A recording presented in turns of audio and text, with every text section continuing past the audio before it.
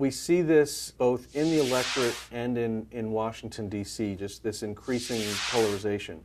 The solution to the problem of polarization is voters holding politicians accountable. There's a kind of sort of insatiable demand now for quick, new, salacious, dramatic kinds of news events.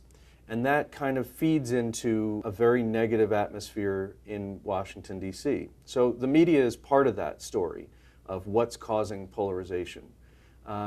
Changed political processes are also another part of it. The more money matters in politics, the more that you have to raise money, and it's hard to raise money as a moderate, right? It's hard to raise money by saying, you know, I'm going to take this policy and make it just a little bit better. That doesn't make people passionate enough to give money. So instead, you've got to talk about how the other side is trying to either make the lives of working people worse, or how the other side is fundamentally un-American even.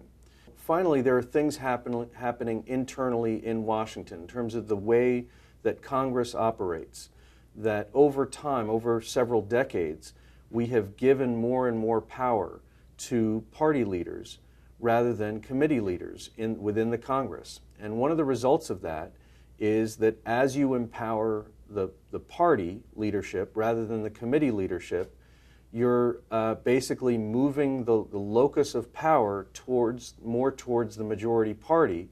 And so we tend to see these more radical viewpoints being empowered because they do have power within their own party caucus. You know, I was talking to a friend recently who was the chief of staff for Joe Manchin. He expressed just absolute exasperation about the policy process in Washington, that it is unworkable because the two sides just can't talk with one another.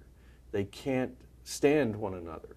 I mean, it's a kind of visceral dislike among the two sides. But you've got to reach across the aisle and get things done. And when they don't, you have to hold them accountable. There's only one way to fix a polarized electorate, and that is for the electorate to change and for the electorate to say, we don't want this anymore.